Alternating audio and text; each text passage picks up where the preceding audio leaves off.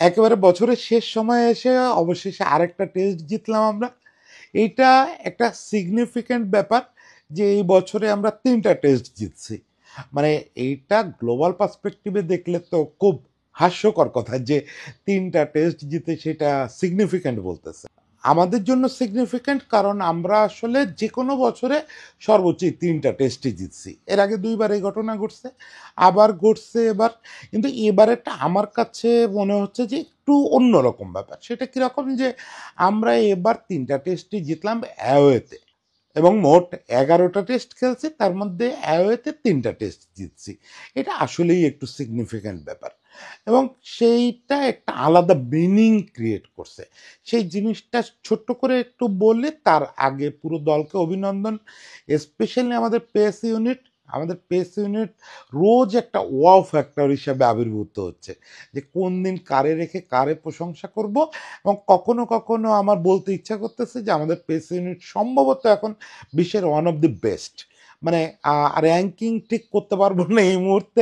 ইন্ডিয়ারটা সম্ভবত বিশ্বসেরা, তারপরে অস্ট্রেলিয়া আছে, অনেকেই আছে আমাদের চেয়ে ভালো, কিন্তু বিশ্বের সেরাদের সঙ্গে ফাইট করার যোগ্যতা রাখে। একেবারে তরুণ পেস ইউনিট, এটা দুর্দান্ত করতেছে। সেই সঙ্গে আমাদের ব্যাটসম্যানরা, অন্তত ২-৩ জন ব্যাটসম্যান বুঝতে পারা শুরু করছেন যে তাদের করণীয়টা কী।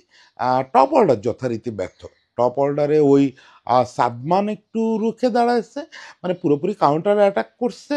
তাছাড়া মানে কাউকে মনে হয় না যে এখনো পর্যন্ত তারা তাদের দায়িত্বটা বুঝতেছে। যাই হোক, এই সময় সমালোচনা না করি, সমালোচনামূলক একটা কন্টেন্ট হয়তো আগামীকালকে করব। আজকে শুধু সবাইকে অভিনন্দন জানাই। দেখেন, এই যে জয়ের সিগনিফিকেন্সের কথা বলতেছিলাম, এটা আসলে অনেকভাবেই সিগনিফিক্যান্ট। প্রথমত হচ্ছে যে আমরা ৩টা ম্যাচ জিতলাম অ্যাওয়েতে। তো অ্যাওয়েতে যে কোনো টেস্ট জেতা, দেখেন ইন্ডিয়া এখন এত বড় দল হয়ে গেছে, অস্ট্রেলিয়া তো কত বড় দল, কত বড় দল। স্টিল অস্ট্রেলিয়া যখন সাবকন্টিনেন্টে এসে ছোট একটা দলের বিপক্ষে, বাংলাদেশের বিপক্ষে জেতে, এটা কিন্তু ওদের মিডিয়া, ওদের ক্রিকেট বিশেষজ্ঞরা গুরুত্বের সঙ্গে দেখে। কারণ কি, অ্যাওয়েতে জিতছে এবং গিয়ে সাবকন্টিনেন্টে জিতছে। ইন্ডিয়ার তো আপনারা দেখছেন, ওরাও ফিল করে যে ওদের ফাইনাল ফ্রন্টিয়ার হচ্ছে বর্ডার গাভাস্কার ট্রফি। তো এই ব্যাপারগুলো থাকে যে অ্যাওয়েতে আপনি ভালো করলে সেটার জন্য একটু বাড়তি হাতেতালি পাবেন, সেটা আমাদের পাওয়া উচিত। একই সঙ্গে এইটা আমাদের একটু বিবেচনায় নেওয়া দরকার আমাদের ম্যানেজমেন্টের, যে আসলে তারা যে ওই থোড়বড়ি খাড়া স্টাইলে ভাবতেছেন এবং থোড়বড়ি খাড়া স্টাইলেই এতকাল চলে আসতেছিলেন, এটা রিথিঙ্ক করার সময় চলে আসছে। টেস্ট বলেন, ওয়ানডে বলেন, একটা সময় আমাদের জয় মানে হচ্ছে মিরপুরের উইকেট, এটা ছিল ভরসা। গতকালকেই দেখলাম আমার একটা কন্টেন্টের নিচে একজন কমেন্ট করছেন, ভাই টার্নিং উইকেট বানায় জিতলে সমস্যা কি। এইটা একটু সময় নিয়ে বুঝায় বলতে হবে। আমার ধারণা এই প্রশ্ন অনেকের মধ্যে আছে।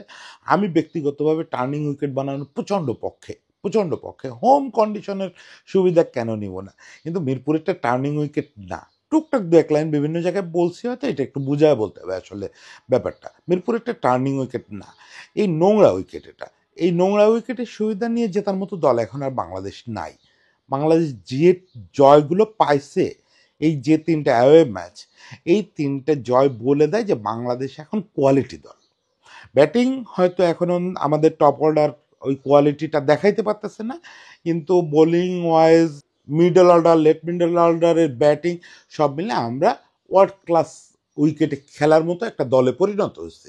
ফলে আমাদেরকে এই যে হোমে যে বাজে উইকেট দেওয়া হচ্ছে, এটা আর দরকার নাই, এবং এটা কোনোভাবেই আমাদের সঙ্গে আর যায় না। দেখেন, আমরা হোমে একটা ম্যাচও এবার ফাইট করতে পারি নাই। হোমে আমাদের ২ ধরনের ট্রাক অফার করা হয়েছে। এক তো মিরপুরে চেষ্টা করা হয়েছে ট্রাকটা যাতে আগের মতো বাজে না হয়। আমার কাছে খেলা দেখে তাই মনে হয়েছে সাউথ আফ্রিকার বিপক্ষে, কিন্তু কিছু হয় নাই ওইটা। না হয়েছে আগের মতো বাজে উইকেট, না হয়েছে ফ্ল্যাট ট্র্যাক, কিচ্ছু হয় নাই। ওইটা স্পোর্টিং উইকেট হয় নাই। ওইটা কোনো দলই মানায় নিতে পারে না, বাংলাদেশ সবচেয়ে খারাপ করছে।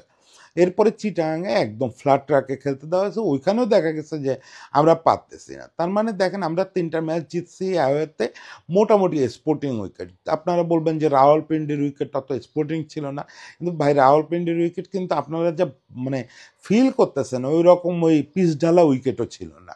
ওইটাতে বোলারদের জন্য কিছু ছিল, কিছু ওভার ছিল, তাদের জন্য কিছু মুভমেন্ট ছিল, অমুক ছিল তমুক ছিল। মানে সোজা কথায় আমাদের ঘরের মাটিতেও এখন ইন্টারন্যাশনালে স্পোর্টিং উইকেট করার টাইম চলে আসছে, যেখানে আমাদের পেস বোলাররা ডমিনেট করবে।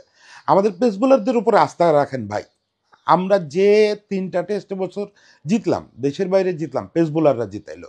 সোজা কথায় পেস বোলাররা জিতাইছে। ম্যান অফ দ্য ম্যাচ যেই হোক, সেটা নিয়ে ভাবেন না, আমাদের পেস বোলাররা জিতেছে। আরও ভালো করে বললে আমাদের বোলাররা জিতেছে। বোলারদের উপরে আস্থা রাখেন, ব্যাটসম্যানদের উপরেও আস্থা রাখতে হবে, কিন্তু বোলাররা ম্যাচ জিতে। এটা মাথায় রাখবেন যে টেস্ট জিততে হলে আপনার বোলাররা জিতে হবে, 20টা উইকেট নিতে হবে, সেই বোলার আপনি পেয়ে গেছেন। এখন আর আপনি কার জন্য অপেক্ষা করেন, কার জন্য এই বাজে উইকেট বানান? আপনি ঘরের মাটিতেও ভালো উইকেট দেন এই বাচ্চাগুলারে। এই নাহিদ, তাসকিন, হাসান, এরা দিব্যি আপনার ম্যাচ জিতায় দিবে। এই ওয়েস্ট ইন্ডিজে এই টেস্টের জয় আমাদের আরেকটা জিনিস বোঝায় দেয়, যেটা আমি বললাম যে আমাদের পেস বোলাররা বা আমাদের বোলাররা ম্যাচ জিতাইতে শিখে গেছে। অ্যাকচুয়ালি টেস্ট জিতলে আপনার তো ওই যে বোলারদের উপরে ভর করেই জিততে হবে, সেই জায়গাটায় আমাদের এখন মানে খুব উপলব্ধি করার টাইম চলে আসছে। যেটা ইয়ান বিশপ থেকে শুরু করে কালকে দেখলাম স্যামুয়েল বদ্রিও লিখছে, যে এই পেস বোলারদের যত্ন, এই পেস বোলারদের যত্ন নিয়ে আমি অলরেডি একটা পর্ব করছি। সেখানে আমি বলছি যে বিসিবি আলাদা করে একটা পেস বোলিং করার ডিপার্টমেন্ট করার কথা ভাবতেছে একজন অস্ট্রেলিয়ানের আন্ডারে। সবই ঠিক আছে, সেইটা কিন্তু ইমিডিয়েট শুরু করতে হবে। কারণ একটা জিনিস একটু শঙ্কার সঙ্গে দেখবেন, যে আমাদের এই যে সেট আপটা খেলতেছে, হাসান, নাহিদ, তাসকিন, ব্যাকআপ আছে হচ্ছে টেস্টের জন্য শরীফুল, ইবাদত, এই হচ্ছে ব্যাকআপ। শরীফুল কিন্তু মিসফায়ার করতেছে একটু, মানে এত কিছুর মধ্যে এই জিনিসগুলো একটু মাথায় রাখা দরকার। শরীফুল মিসফায়ার করতেছে, ইবাদত স্টিল ইনজুরি থেকে ফিরে তার সেরা ছন্দে আসছে কিনা সন্দেহ। এছাড়া খালেদ, রাহি, যারা আমাদের পাইপলাইনে ছিল, তারা কিন্তু অলরেডি সবাই একটু ডিরেইলড হয়ে গেছে। এইটা কিন্তু খুব শঙ্কার বিষয়। পেস বোলার আমি চাই না একটা সেকেন্ডের জন্য আমাদের এই বাচ্চা বাচ্চা পেস বোলারগুলা কেউ ইনজুরিতে পড়ুক। কিন্তু পেস বোলিং এমন একটা ব্যাপার, পেস বোলিং ইউনিটে হচ্ছে আপনার ইনজুরির ব্যাপারটা একদম মাথায় বোঝার মতো নিয়ে ঘুরতে হবে। এভরি টাইম আপনার মাথায় রাখতে হবে যে যে কেউ ইনজুরিতে পড়তে পারে এনি মোমেন্ট। ফলে আপনার প্রত্যেককে 5-6 জনের যে ইউনিট থাকবে ন্যাশনাল টিমের টেস্টের জন্য, এর প্রত্যেককে প্রতিটা মুহূর্তে রেডি রাখতে হবে। কেউ যেন ছন্দের সামান্য বাইরে না থাকে, কেউ যেন কোনো রকম ডিসকমফোর্টে না থাকে। আমি একটু ইঙ্গিত দিলাম যে ডিসকমফোর্টে না থাকে। এটা কিন্তু টুকটাক একটা ধারণা হচ্ছে যে আমার পেসাররা একটু ডিসকমফোর্টে আছে। কেউ কেউ একটু খোঁজ নেন, একটু সব ঠিকঠাক করেন। এগুলো খুব বড় কোনো ইস্যু না, কিন্তু সবাইকে রেডি রাখেন। 6 জনের ইউনিট, 6 জনের ইউনিটে যেন কোনোভাবেই 5-এ না নামে, তাহলে কিন্তু বিপদ, মহা বিপদ। কারণ আপনার এখন মূল ভরসা পেস বোলিং। আপনি আর সেই ওই যে 5টা বাঁহাতি স্পিনার দিয়ে ম্যাচ জিতবেন অমুক তমুক, ওই দিনে আর ফিরে যাওয়ার কোনো সম্ভাবনাই নাই। ওই মানে এইটা কোনো উপায়ই নেই আপনার। আপনি যদি এটা ভাবেন, বিহাইন্ড দ্য মাইন্ড আপনার যদি থাকে যে আবার দল দেশে ফিরুক, আবার ওই উইকেট বানাবো, আবার 4টা স্পিনার লাগায় দেবো, তাইলে একবার আত্মঘাতী কাজ হবে।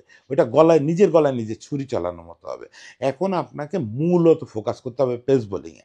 ব্যাটিং নিয়ে তো কাজ করবেনই, কারণ ব্যাটিং এখন সবচেয়ে বড় দুশ্চিন্তার নাম। কিন্তু যেটা সম্পদ, ওইটার যত্ন সবচেয়ে বেশি নিতে হয়। তো সবাইকে শুভেচ্ছা। আমার ধারণা এগুলো আপনারা আমার চেয়ে ভালো বোঝেন। সকাল সকাল সবাইকে শুভেচ্ছা। আশা করি আমাদের এই জয়যাত্রাটা দীর্ঘায়িত হবে। বছরের শেষে জয় আসছে, বছরের শেষে জয় আসাটা সবসময় খুব মজার, কারণ শেষটা জয়ের কথা দিয়ে করা যায়। সবাই ভালো থাকবেন, আগামী বছরটা সবার ভালো কাটুক। বাকি কয়েকদিন হয়তো বিভিন্ন রকম রিভিউ, একটু ফুটবলের গল্প টল্প করে কাটাবো। সবাই ভালো থাকবেন।